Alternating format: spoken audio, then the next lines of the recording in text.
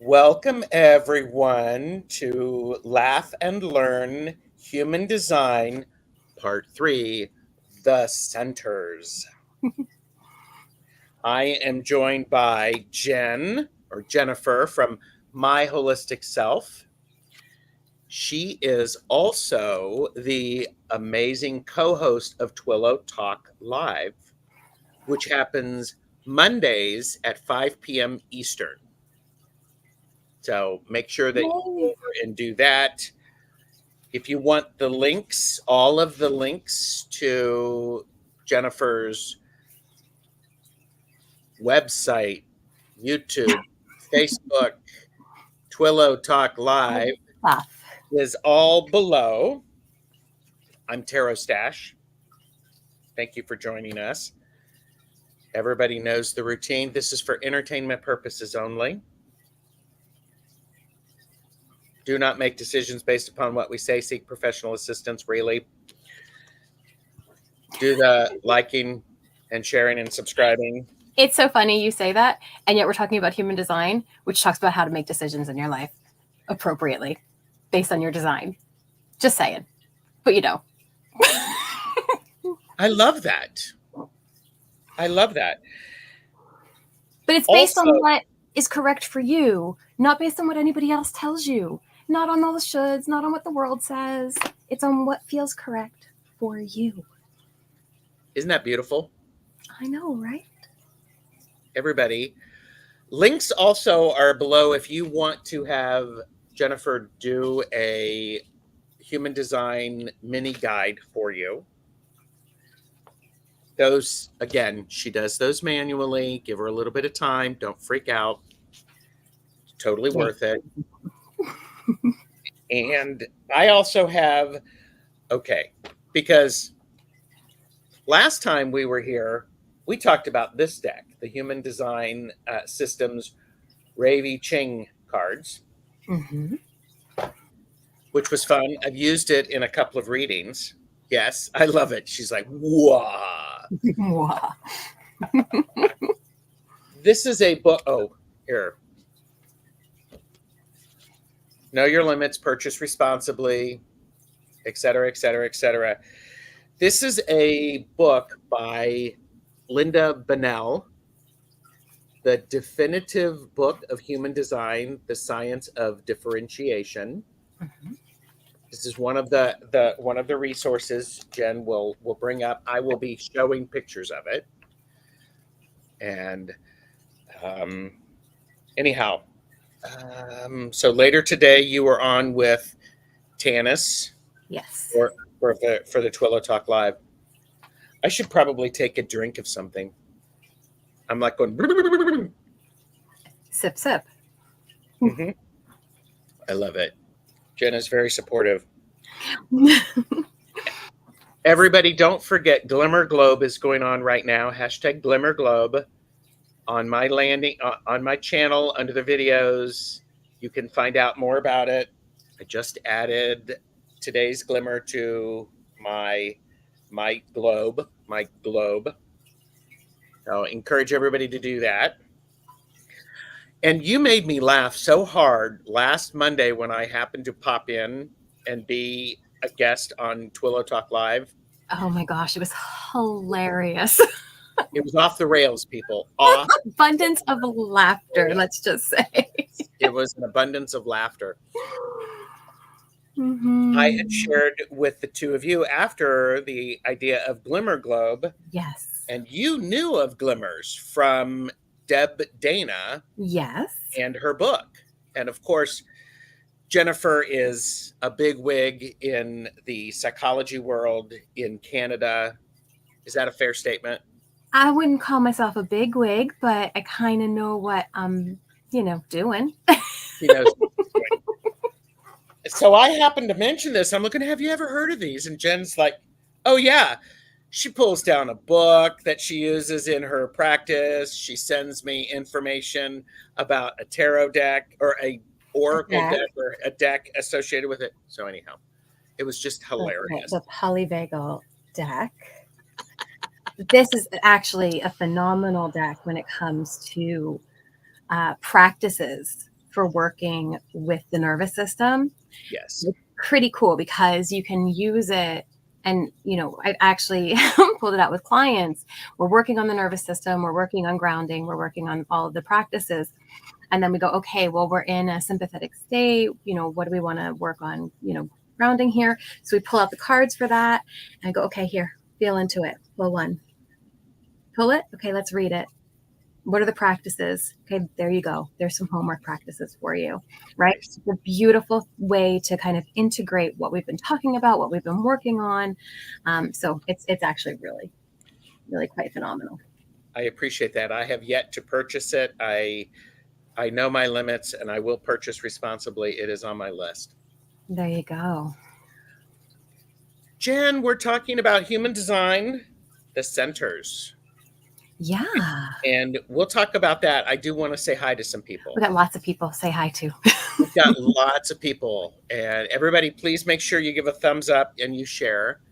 Val from Dragonfly Crystals is here. Val will be on with me tonight at 7 p.m. Eastern for a caffeinated and unfiltered. Awesome. Those will be readings. Aspazia Rising, Beth is here. Hello. Diana, the goddess Diana or Wonder Woman is here. And yeah, they are traveling. Booked Bewitched is here. Hello. Inspiration Psychology with Jen is here. Hello, Jen. Good to see you. Jen is in Australia, so it's almost tomorrow. Super cool. Fogo Pogo is here. Hello. And Kaylee says you're looking very sunny today, Jen. Yes. Shaw Woman is here. Good to see you. Hello. Thomas, tarot your way. I need less choices to make faster decisions. Okay. Or just to know how to tap into yourself in order to know.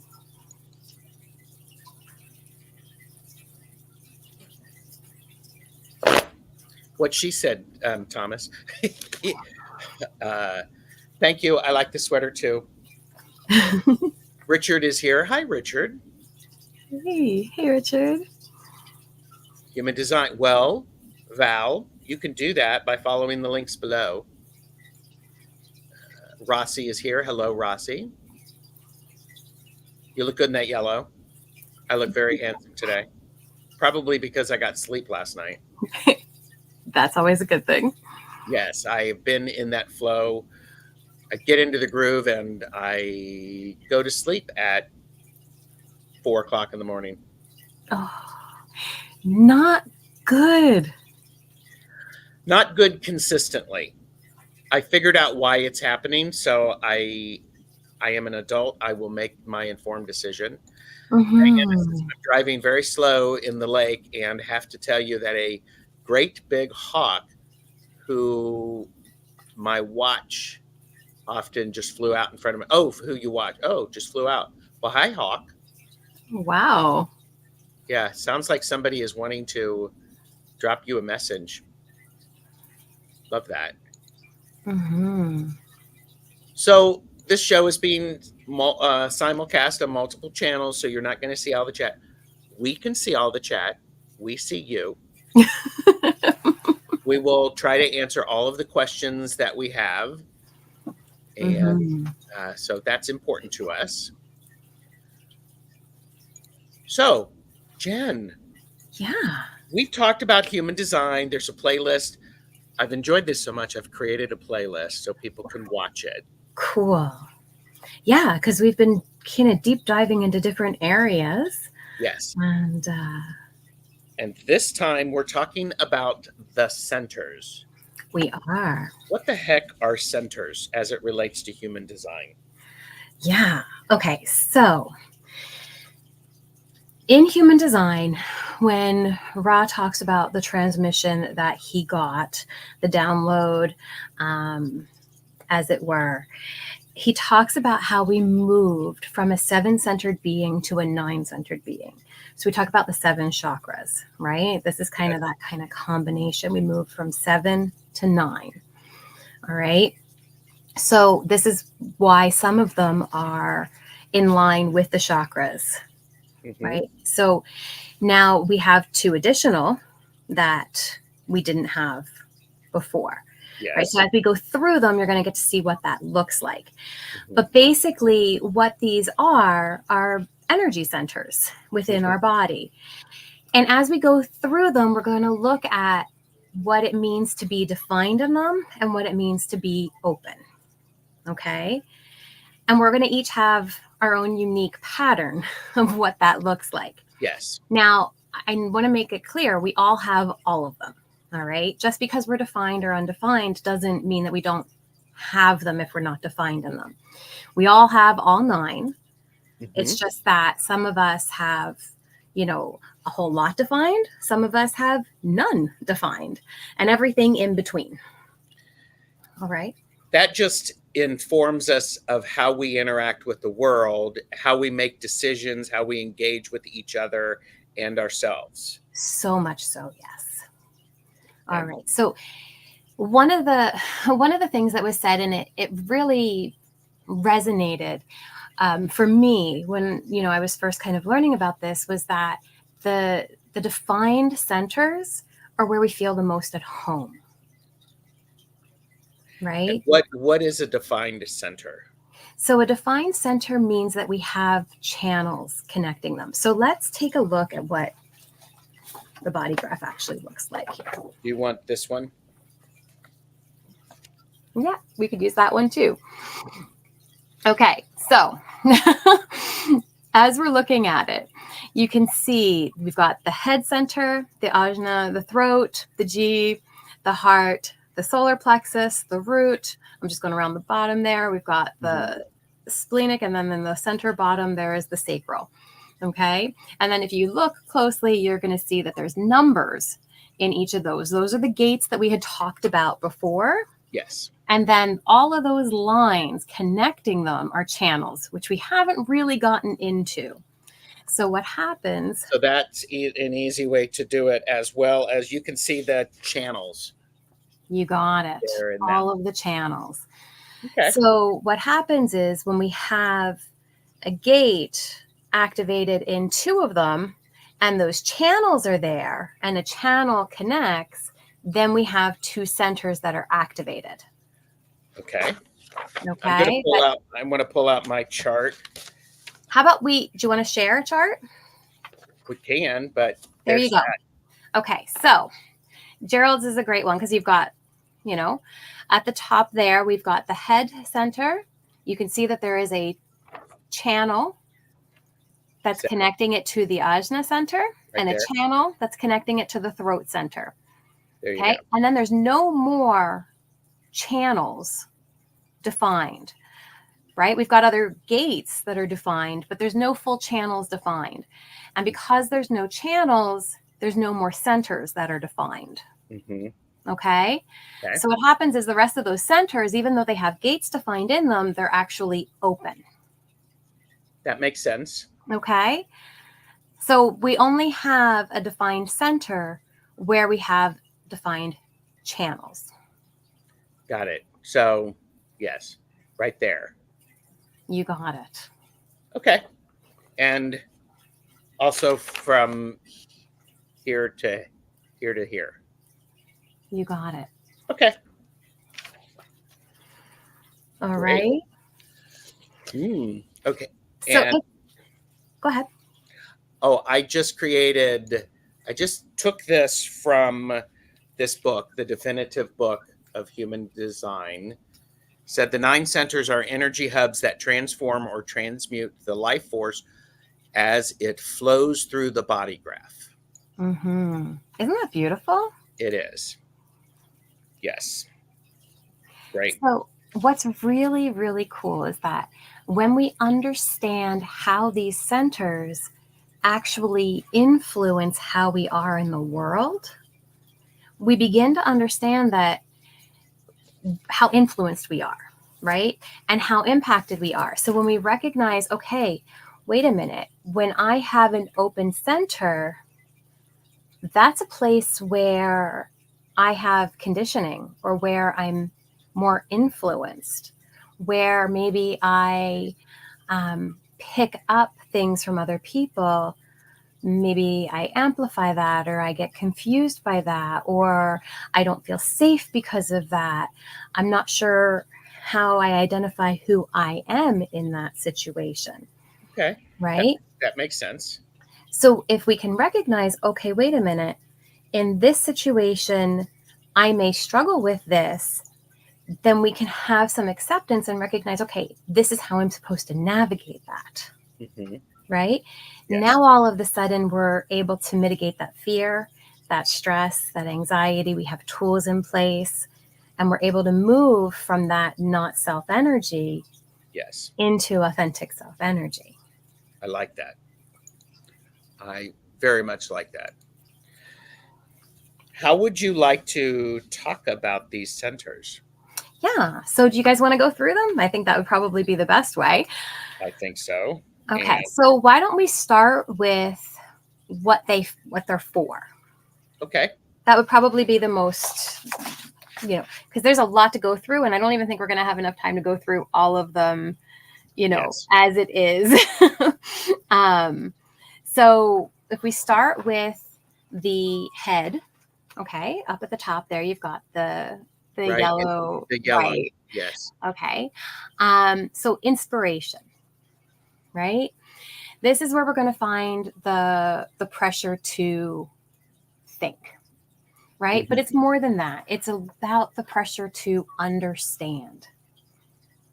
Okay. Okay. Thinking and understanding are two different things. Mm-hmm. Mm-hmm. Yeah. So this is where we end up having, doubt, confusion, all that kind of stuff coming in. And we're really trying to figure out and question. Right. Okay. And so in and of itself, that's not necessarily a bad thing. But now I'm going to loop in some gene keys here. The shadow aspect of this is where we find all the mental noise. Mm. Okay. This is that pressure. And on the repressive side, this is where we get overwhelmed. Yes. Okay. This is where we start to freeze, and we're giving our authority over to the mind, and we're letting the mind debilitate us. Okay. Because that pressure that comes in, we feel like we have to make sense of all of it.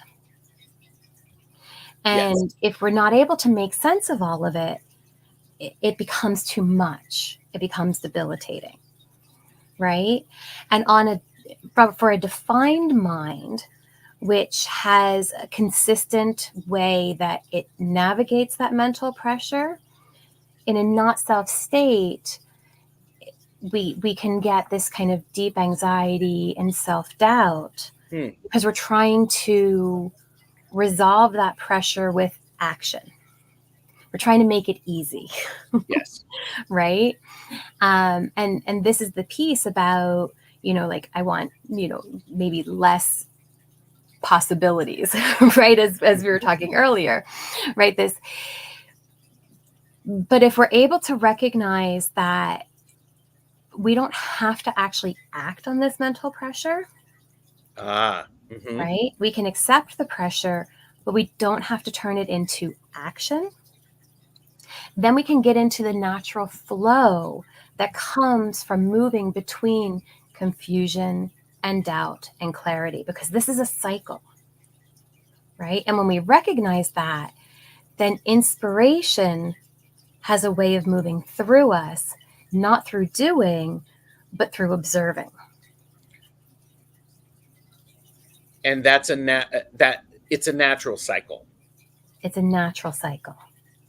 It is what every living thing does. Every living thing pays attention to a variety of cycles.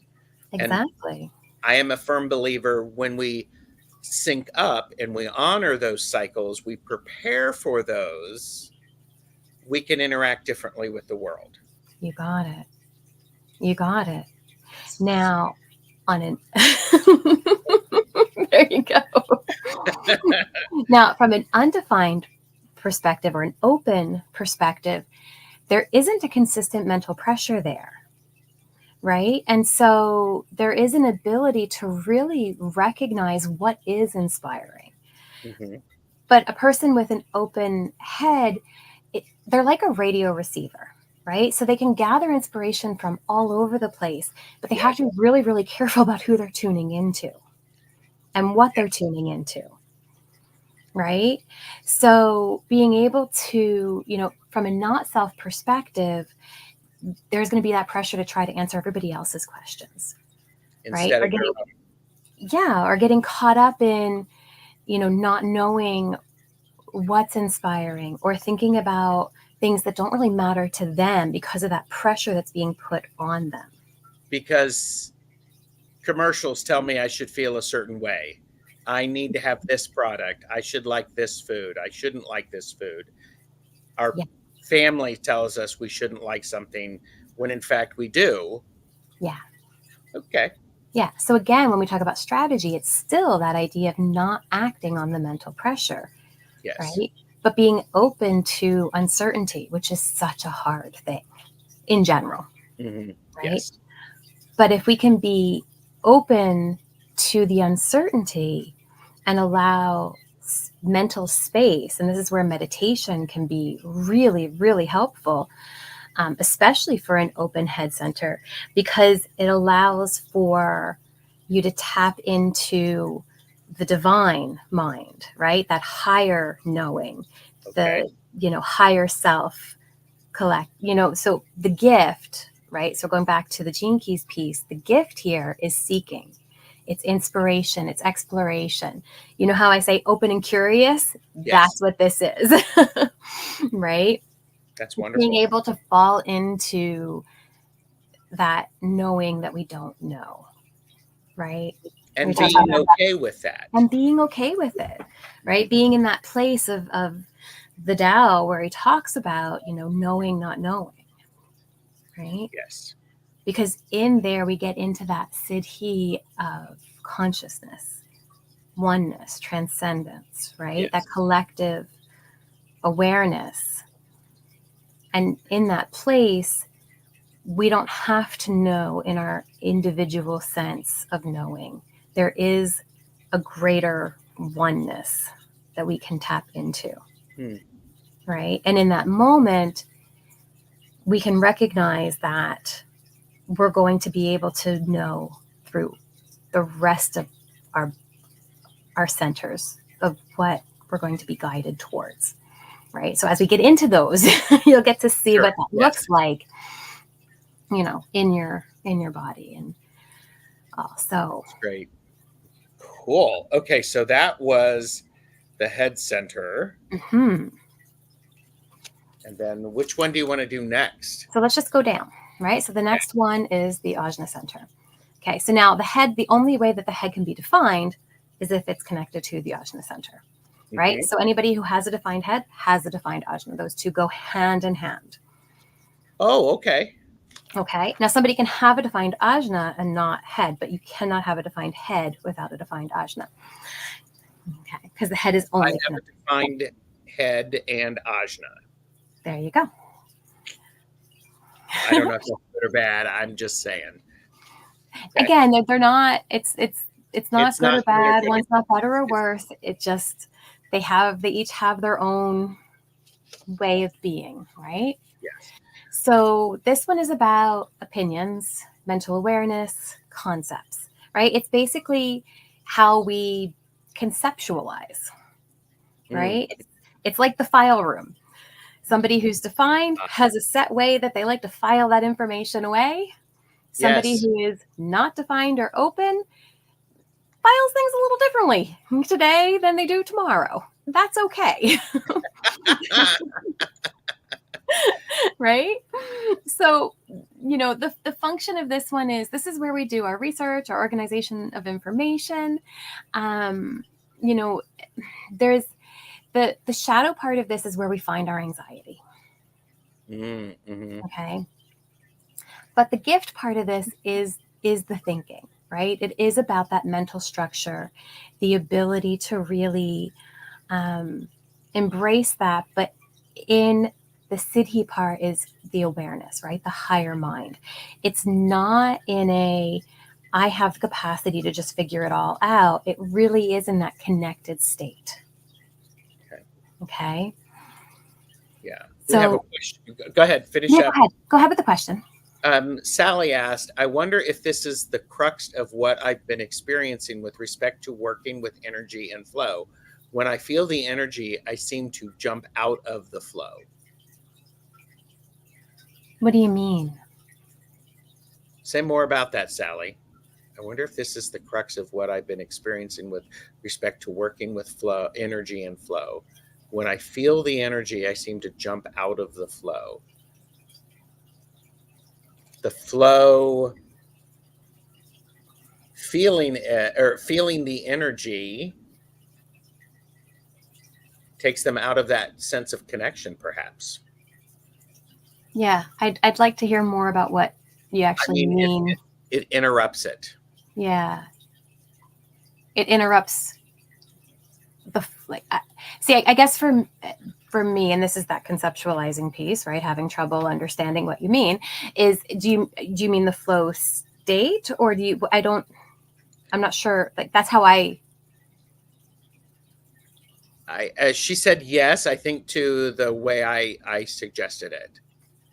Feeling the energy, paying attention to the energy gets out of the flow. Maybe there's some disconnect there of trying to not allowing it to be and going with it. Yeah. Because what happens... the flow I feel. Okay. Yeah. I would be interested to see your chart, right? To know what that looks like for you, right? Because, again, I think about somebody like Gerald and his chart, right? You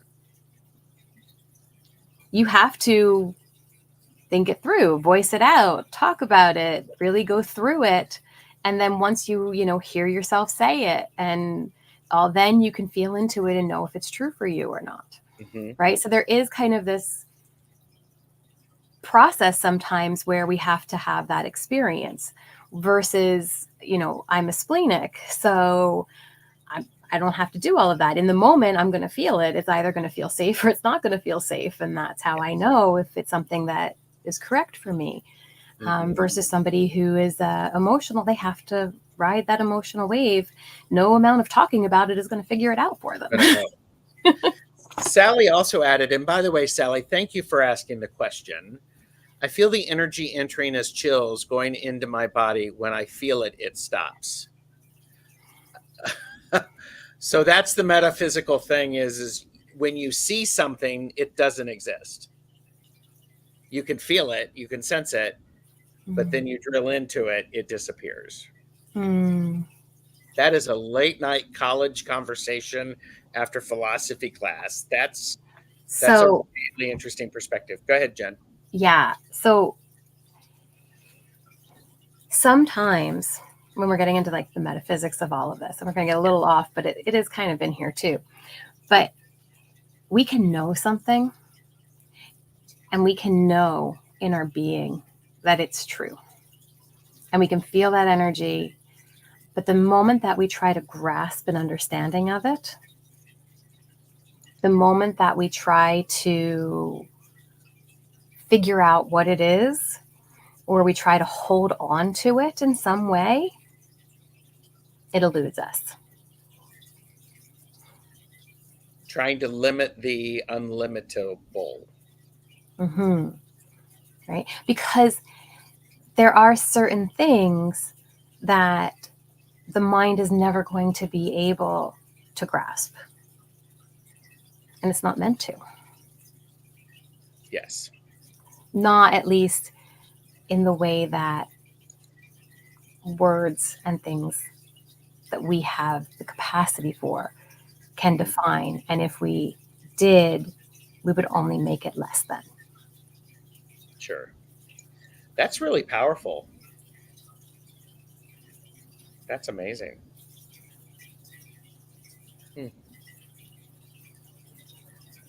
Okay.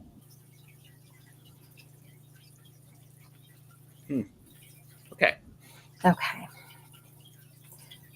So So we've talked about the head center. We're talking about the ajna center. yeah. Is that the third eye? Yes. Okay. Yes.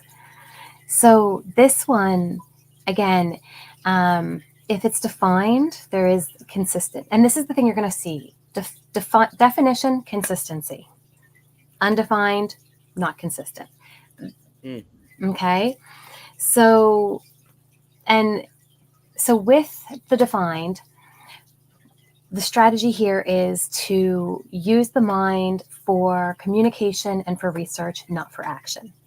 And I think this is the biggest piece, right? We think, so we do, right? But we really need to recognize that the mind is really great for processing everything, Mm-hmm. but it's not where we're supposed to get our motion from, right? Where we decide to do our action really has to come from our strategy and authority, and that's going to come from our aura type. Are we a projector? Which Gerald and I are. Are you a generator? Are you, which also includes manifesting generator? Are you a manifester?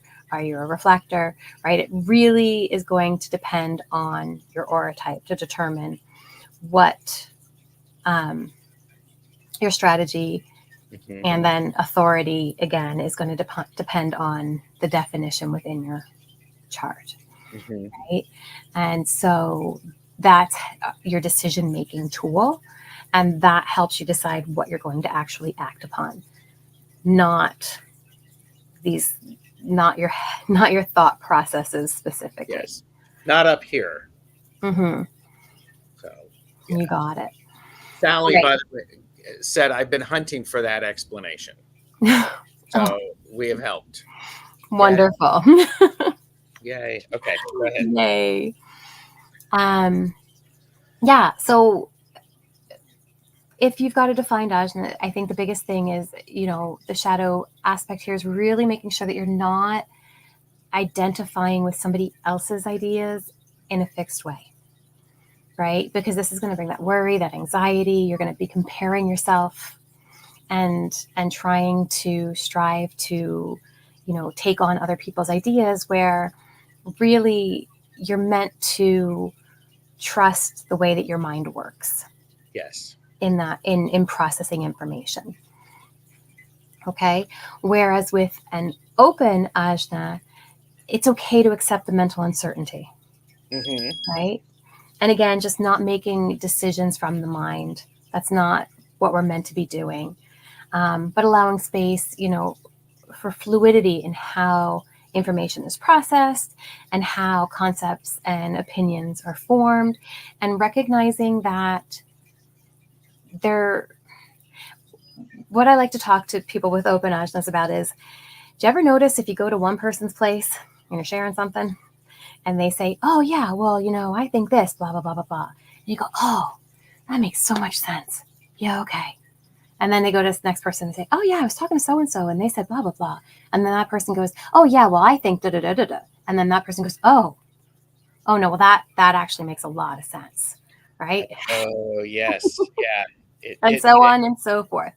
Right. So really noticing the influence and how that comes in, and making sure that you're in your own space to figure out how something resonates. Mm-hmm. and not having to convince everyone that you're certain about things. It's okay to not be certain. The beautiful thing about an open ajna is that you can see a million different views. All of the possibilities. And you can look at all of that and you can say, wow, that's beautiful. And that's beautiful. And I can see how they, maybe don't go together, but I can also see how they do. And I can see the fluidness of these different ways of thinking. Yeah. And there's not a rigidity. And that's a beautiful, beautiful thing. Mm-hmm. Right? So yeah. So being able to embrace that openness and being okay with it, and being okay with allowing that space. I think there's a great deal of power in acknowledging needing more time, needing more information. And I think it's great to be able to say, I don't know yet. Yeah. So, yeah, it's a beautiful, beautiful thing. Sally asks, how do we know our type? Did you discuss earlier? There is a link below for Jen's website to where you can get a mini guide for human design. She does this manually. What did you want to say about that? Yeah. Okay. So on my website, you can go to the page for human design. On that page, partway down, before you actually fill out all of the information to get the mini guide, there's a link for genetic matrix. And on there, you can just click on it and immediately get your profile information. If you want the mini guide, go ahead and submit all of your information. Just give me time to get that back to you. But if you want to know everything like right away, just as a quick snapshot of what that looks like, you can go ahead and get it through there. I am putting the link into My Holistic Self Counselling for the human design link specifically. Awesome. So that is right there.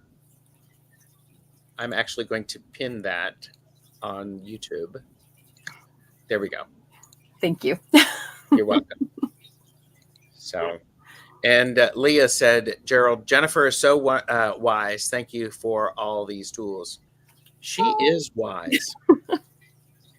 Thank you. Very wise. Great. Head, Ajna. Do we go to throat now? Throat. Let's go to the throat. The throat center. Yeah. So the throat is all about communication. It's about action. There's some links to metabolism here. This is really about, they talk about like the gearbox, right? Of the body graph. The idea here is we really want to look at how we're communicating, how we're manifesting, right? Like, what are we bringing into expression? Mm-hmm. So the shadow piece is we're looking at distortion, right? Are we being mute? Are we only listening to what's outside of ourselves and not listening to what's going on inside? Right? Or are we being reactive? Are we only listening to what's going on inside and expressing that? Yes. And not paying attention to anything or the impact that it's having outside. Wow. Okay. Right? And then, of course, the gift piece of this is expression, right? Mm-hmm. This unhindered transmission, this ability to really, speak and to speak, again, if it's connected, if we're defined based on our G center, to speak our own creative truth. Mm-hmm. If we're defined based on our Ajna center, our own mental truth or our understanding truth, right? So again, like depending on where the definition comes from, there is our own unique truth that we're speaking.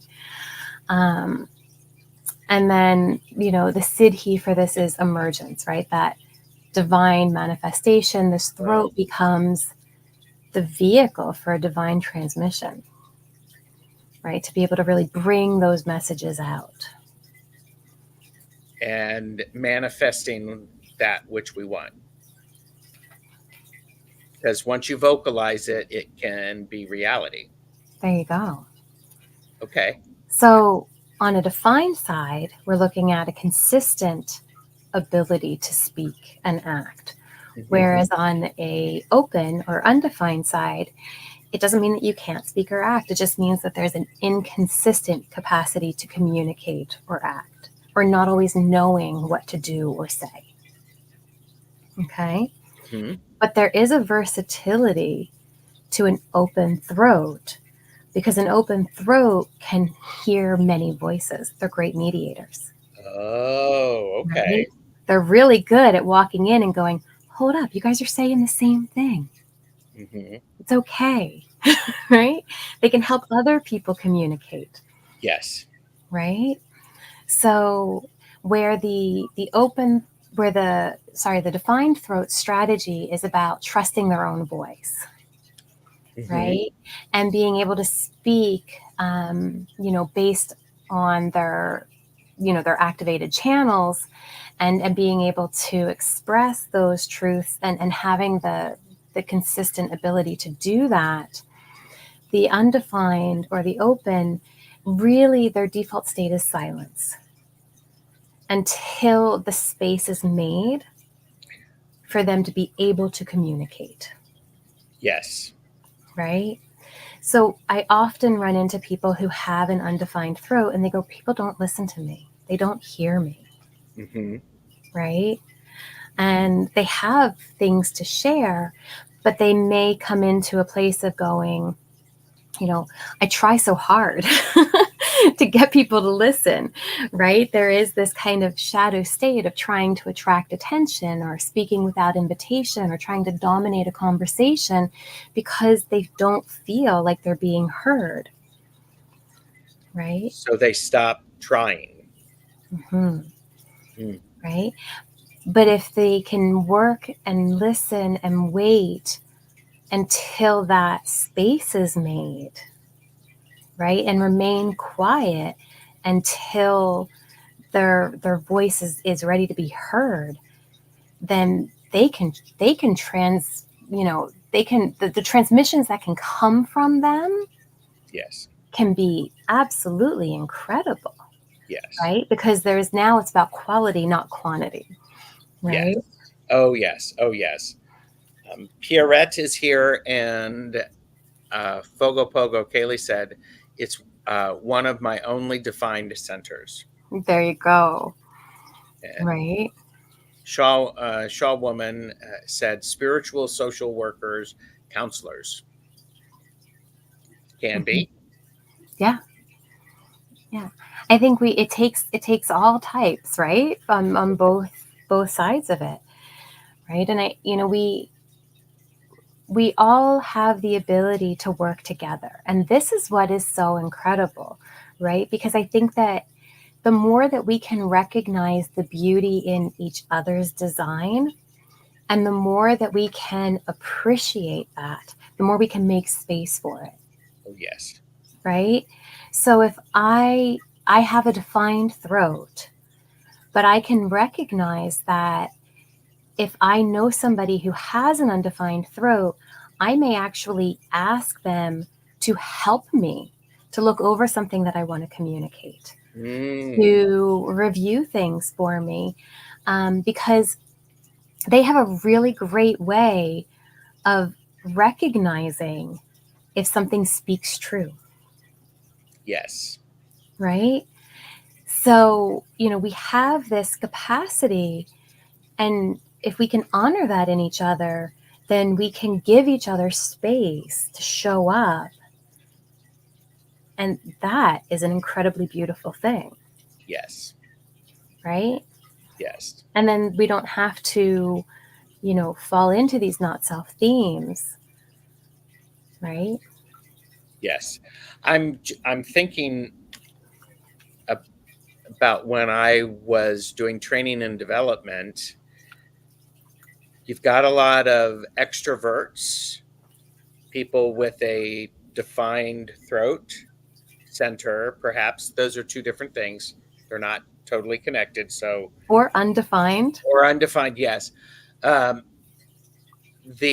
power is making that opportunity for people who are going to freely share to wait for a minute while everybody has a few moments to process the information, and opening it up so everyone is able to share in a way people can be heard and the information can be assimilated and used. So that's fascinating. Yes. Yeah. And I appreciate how you have a defined throat center, and people who don't, so you're looking for ways to include them and to use their superpowers to help you. Is that a fair assessment? yeah, we can work together and help each other if we can honor where each other are. Yes. Right? Very true. Very true. Wow. This is mind-blowing, everybody. I love this. I love this. What is do you want to go to? Yeah, let's go to the G. What does the G stand for? So it's just the G, although some people will say it stands for guidance. It's kind of like a compass or an inner compass. Uh-huh. Ra talks about it being the home of the magnetic monopole, which is kind of like our higher self. So, yeah, this center is, it's like our higher heart. Right? It's our identity center. It's our sense of self, love, direction. So this one is, again, it's our guidance, right? So this, when the center is defined, we have a very fixed sense of self. We know who we are, and we kind of always stay on that path.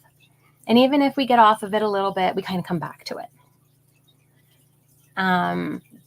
We can go to different places, and we may, change a little bit depending on the situation.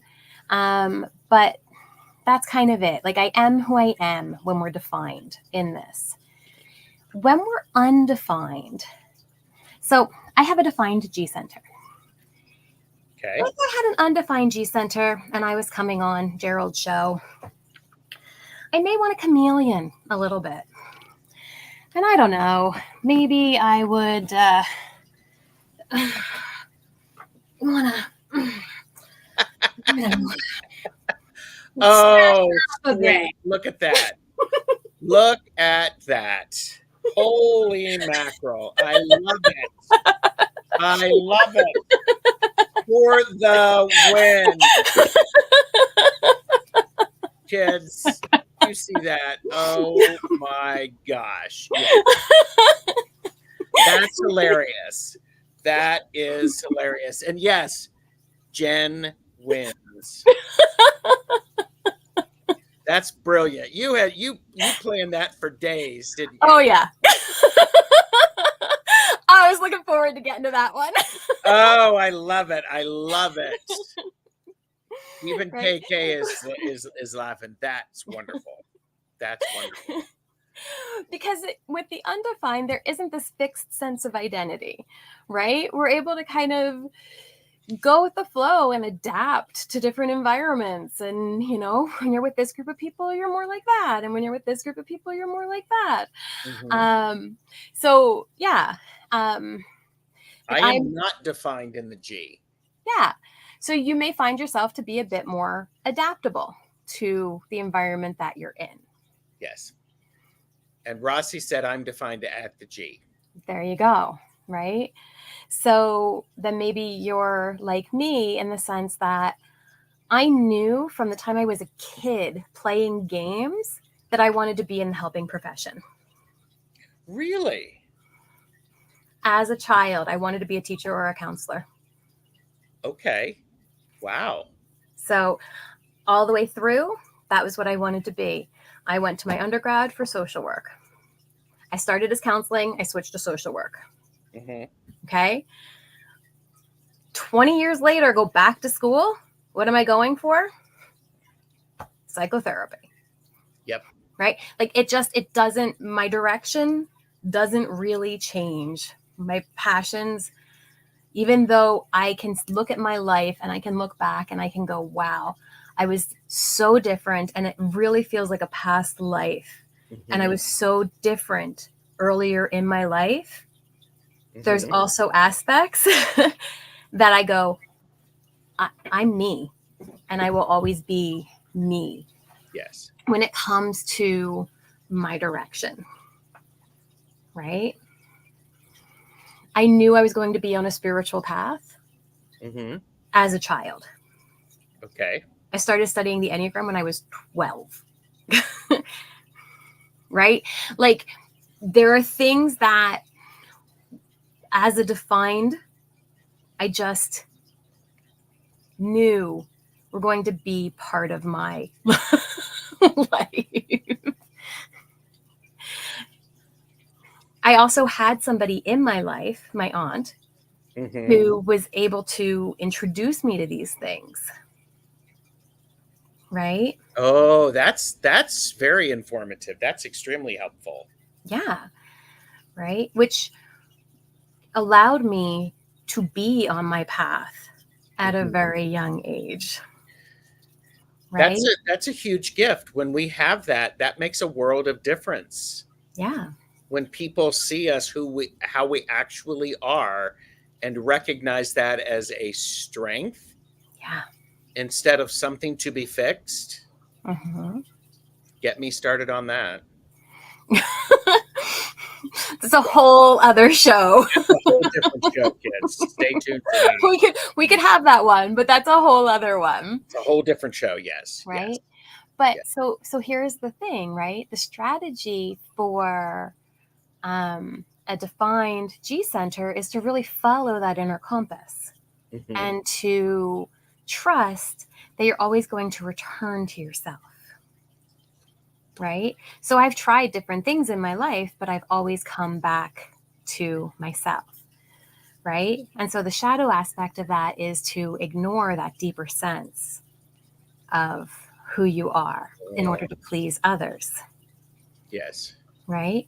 Now, on the undefined side, right, we look at this no fixed sense of identity, right? So there's a deep sensitivity to all of the different environments and the people, right? So there's this kind of inconsistency in this direction. So somebody who has an undefined G center is going to find themselves, kind of wondering, like, who I am is kind of determined by who I'm around. That's so me. Yeah. I'm seeing. So, the biggest question here is, can you allow yourself to enjoy the mystery of playing these roles? I can. Perfect. Right? Because the more you're able to surrender to not knowing what comes next, the more mindful you can be to your environment. And if you're mindful to that, you can know what feels correct and what doesn't. Twisted Sushi said maybe a crystal spirit would have an undefined G center. Potentially, especially one that, like a quartz, that can be programmed to be different crystals. Oh, I see that. Yes. Okay. Or to at least have the energy of different crystals. Rose Blue said, I've done that. Set me on a shelf to please others. Learned not to do that. Still learning. That's what this is all about. Very much so. So here's the difference, right? When you're defined and you're constantly adapting, it feels horrible. Oh, okay. When you're undefined and you're constantly adapting, it feels fun. Yes. Right? Yes. As Gerald can attest to. Yes. I do 4 or 5 shows in a day, perhaps. I love that because each show is different. Yeah. Yeah. Right? So, if you can remain open to all of the different directions and all of the different flows, and you can really be comfortable with allowing yourself to adapt and take on those roles, an open G can have a ton of fun with that. Yes. Right? But you have to really be careful that you don't get lost in it. Because? So here's an example. Jim Carrey, when he played, what was his name? Golly, now I'm going to draw a blank now that I just decided I'm going to say it. Who was it that he played? He played I'm going to have to look it up. He played the role of another human, another person that was an actual person. And he took on the role and he played it so much so that yes, I know who you're talking about. Yeah, that he played the character whether he was on stage or not when he was filming. Yes. Best And chatters, help us out. Who is that? yeah, you guys come on, tell me, because I'm drawing a blank. Man in the Moon, the movie. Yeah. But who is the? I can't remember. Yeah, drawing a total blank here. Okay, best chatters got us. So anyway, in an interview, he actually said he lost himself. Mm-hmm. Right?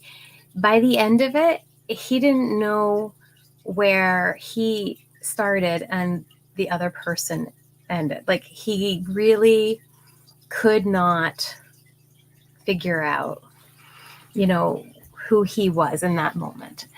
And so it's really that kind of piece where you want to be mindful that you don't take on an identity so much. Yes, Andy.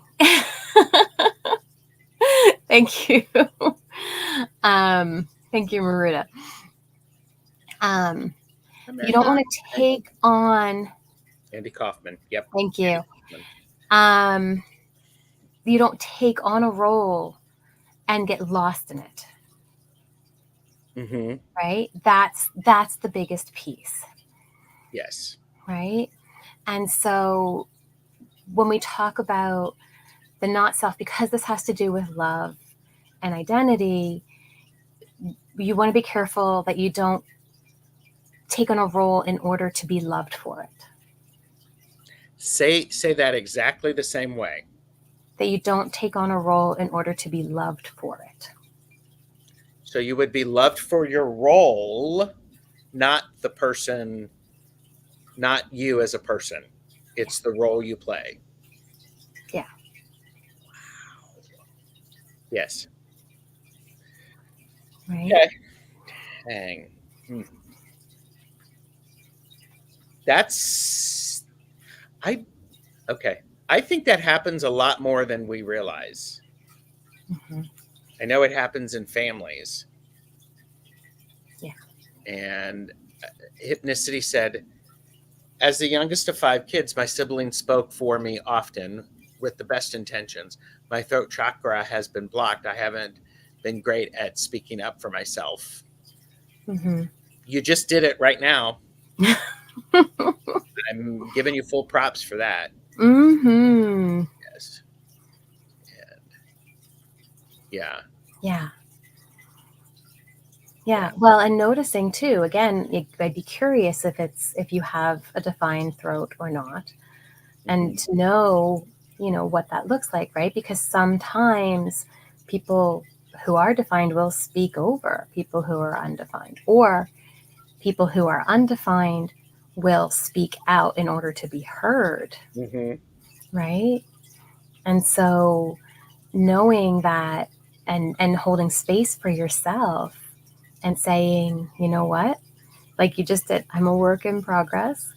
And when I feel like, you know what, I can speak and I need to, and honoring that. And then also knowing, you know what, I can't in this environment and I'm not going to. And that's okay.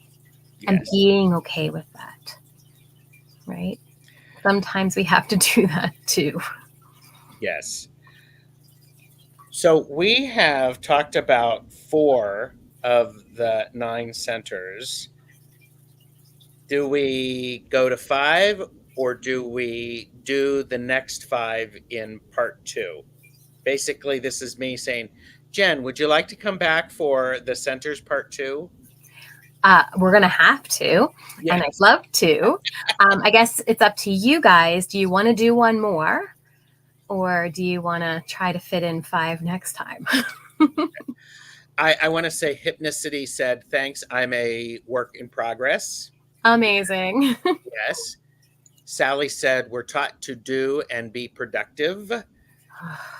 We are taught for outcomes that don't always match with our strengths, and we're not given opportunities to improve. Here, wait a minute. Let me get this.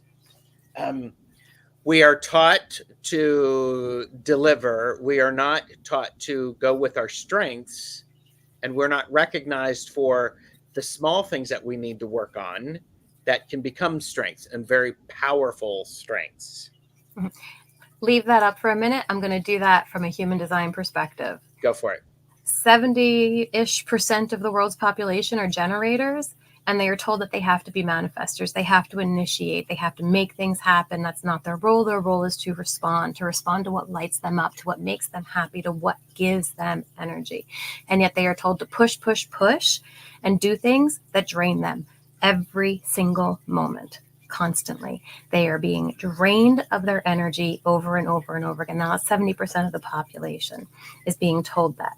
Manifestors and the rest of the world are being told that they have to be generators. They are not the energy center beings. They do not have a defined sacral. They cannot go, go, go, go, go the same way. And they are being told that that's exactly what they have to do. They have to go, go, go, go, go. They are not supposed to honor what they're meant to do in the world. And this is why none of us function the way that we're supposed to, because we are not told to listen to our strategy. We are not told to listen to our authority. We are not told to honor our truth. And we are told that if we do that, we're going to hurt everybody else. But if we all actually did that, and we honored that for ourselves, and we honored that for each other, boom, whole different world we would be in. Mic drop. That's, yes. Thank you. Part of it, do you think we're getting any better at that? Meeting people where they are? Okay, I'm sorry. That is a huge, huge statement. Do you experience pockets of people paying attention to that and working on that with their children?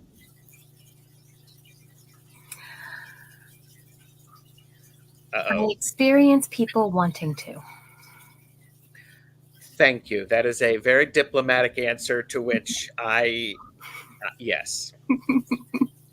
Yes. I think that we are moving away from raising mini-me's to beginning to try to raise individuals.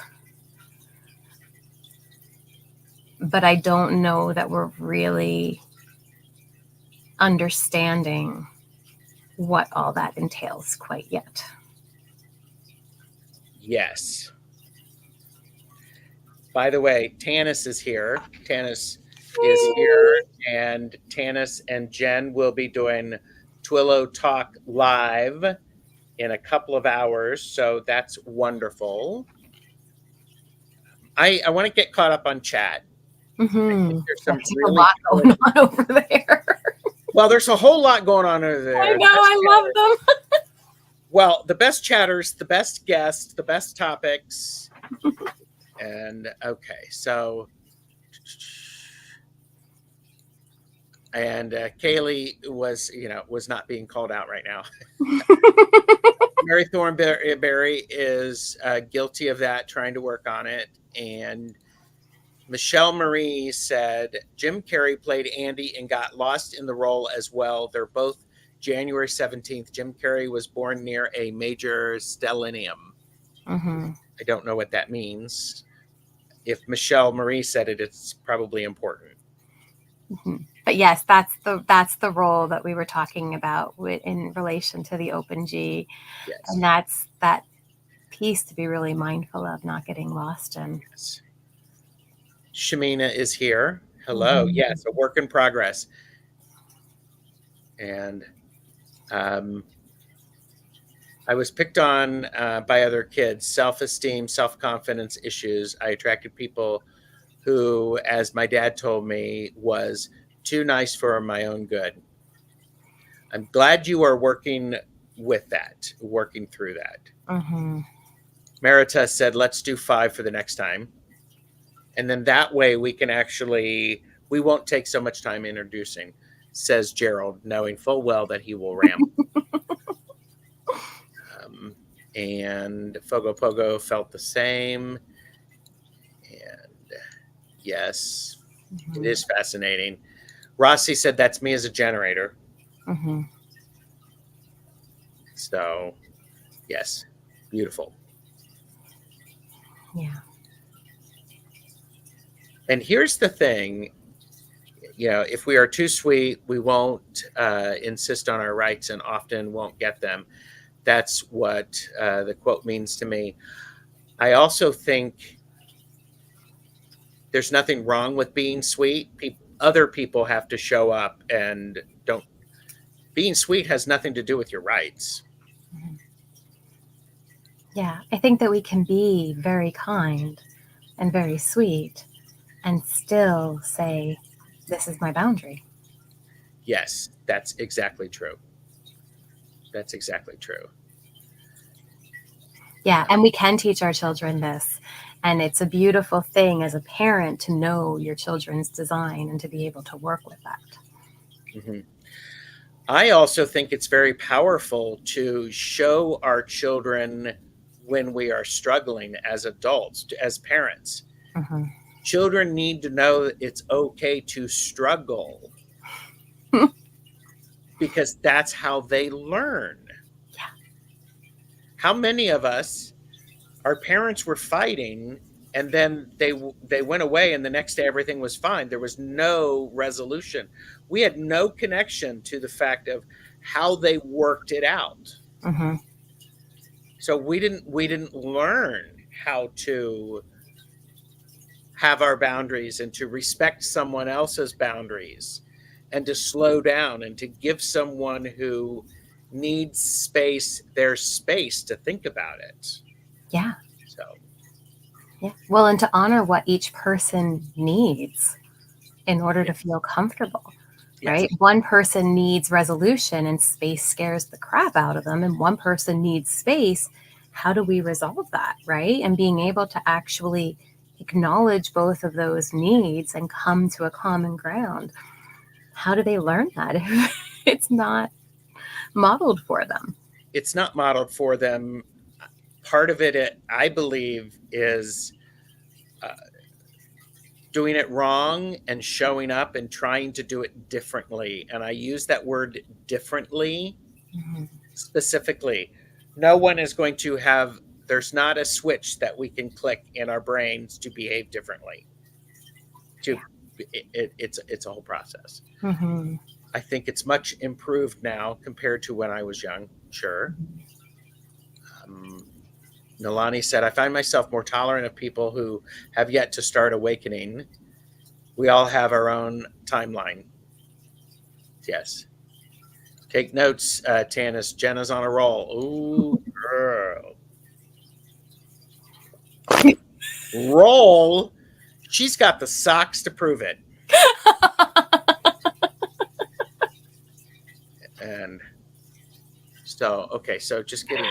Oh, the socks. As a former teacher and a mother, I do follow my child's directing me, not to directing him.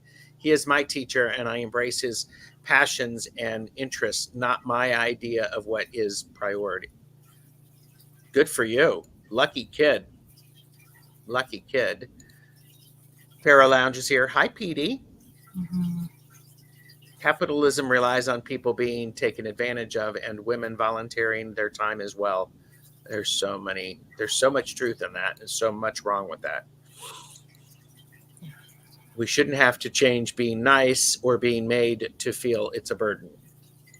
Yes. Oh, look, Tanis is here. I love how Tanis is popping in all over. Moving around. Love it. Exactly. We can be sweet and strong. Yeah. And those things do not have to be mutually exclusive. They are not mutually exclusive. Those are the people I found out thinking about management when I was doing management training. People really responded well when I was vulnerable with them and they showed up to help me and I was able to let them help me. There's that huge connection. Huge connection. Petey is working on boundaries, spirit willing. Good. Mm-hmm. Yep. Learning to have boundaries. Yes. I think when we don't learn boundaries early, you can speak with more force than necessary. Mm-hmm. Mm-hmm. Yes. Boundaries are harder with family. Yes, true. To your point, that's how you learn coping skills. How do the parents deal with stressful situations or resolved issues? And again, for entertainment purposes only, I'm not licensed to do anything in my state other than drive. Kids respond very well to consistent boundaries because they know what to expect when they get up close to those boundaries.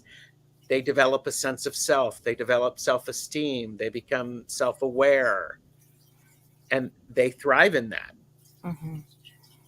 Great book I read by one of my mentors was Maintaining Your Child's Self-Esteem. Fascinating, fascinating. Rusty, family always knows how to throw a wrench into the boundaries. I go, yeah. Yeah. Yeah. Yep. Well, and this is the other piece too, right? The more we get to know ourselves and the more we learn about the conditioning and everything else that we have, the more we recognize the impact that our family has on that conditioning.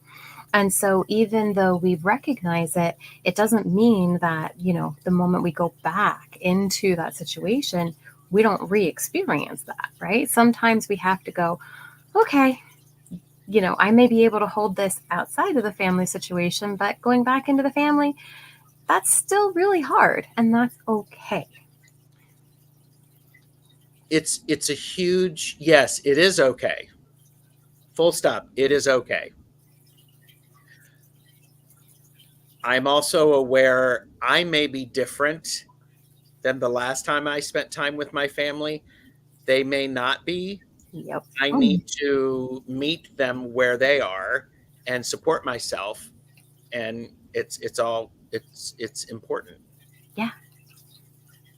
Yeah. And so being able to honor ourselves and know that, if I show up and I try to be completely different, that may actually be harder for me in this moment. Right? Yes. Than to just say, you know what, let me just get through the next hour or two and I'll deal with that next time. And that's okay, right? I think there's a lot of self-judgment sometimes that we can hold and we go, well, I'm not being true to myself, or I'm not doing this, or I'm not doing that. And it's like, you know what? Sometimes we just need to get through it. And that's okay. Yes. That's where I always like to say, I got my smile on, I'm ready. I know that I can go outside and not be them.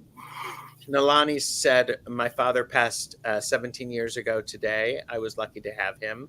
I am so glad you were honoring and remembering him. Mm-hmm. Yeah. Beth said, when a toddler has a temper tantrum, you can hold them. You can literally establish physical boundaries that settles them down as they lost themselves. It always worked for me. Mm-hmm. Yeah. It's a lot harder with family, especially narcissistic parents. We have to reconcile our responses, recondition our responses as adults. I found that withholding the reactions they wanted worked for me. Yeah. And I love that when working with a narcissist. Don't give them what they want. Mm-hmm. So my folks had rules, boundaries, but plenty of love. I would say my folks had rules, boundaries, and plenty of love. Yeah. So my boss told me that too, that I was nice also. I just told him, well, that's how I was raised, and never changed my emails, which he wanted. Good for you. Wow. So, okay, so we're going to do, obviously we're going to do a part 2 of this. Duh. Okay. Raise your hands, how many of you knew we would be doing part 2 when we started this? What would you say is a good takeaway for people to remember about the centers as it relates to their life? The more you can get familiar with your definition in your centers, the more you can recognize the impact it has on how you show up, on how you perceive different things, on what maybe you are amplifying that's not yours, on what maybe you're rigid on that could loosen a bit. It really kind of just helps you recognize your patterns in the world and how you process through your relationships and everything else. Yes. Knowledge is power. And is that the head center, or which center is that when we have knowledge? What did you say? Is that it depends on the type of knowledge you're talking about. Stuff that we're talking about here. Knowledge about human design. And how well, if you're talking about book knowledge, then we're looking at the Ajna Center, which is right there. See? That's research. By watching this video, you are filling your Ajna Center. Congratulations. And by the way, notice that I like how the Ajna Center is the down facing triangle, so it is receptive. I oftentimes think that that's the more powerful of the two. It is the symbol of the goddess. So just saying. Not saying that women are, yes, I am saying that women are smarter than men. I said it. Come for me, YouTube. Come for me. Argue with me. Tell me I'm wrong. I love it. Jen is sitting there going, she's using her tiny hands to okay. Oh my gosh. Rose Blue, I'm glad you made it. And so you are doing Twillo Talk Live, which people can watch at 5 p.m. Today. That is exciting. Yes, it is. What else do you have coming up? Yeah, actually, tomorrow, Tanis and I are going to be on with Heather as well. Oh, yeah, for Indigo Jaguar Intuitive Arts. Yes. I just wanted to confirm the time. I think it's 1 o'clock tomorrow as well. So that's the other thing I have going on. Yeah. So Jonathan agrees with me, so I'm good. Sally said, not going to do it. Not going to, argue with you, Gerald. Yeah, I don't think anybody's going to argue. We'll just say, not the smart ones. Not the smart one. A cup can be filled with knowledge too. Yes. Yes. Later today, I have Caffeinated and Unfiltered. This is tonight.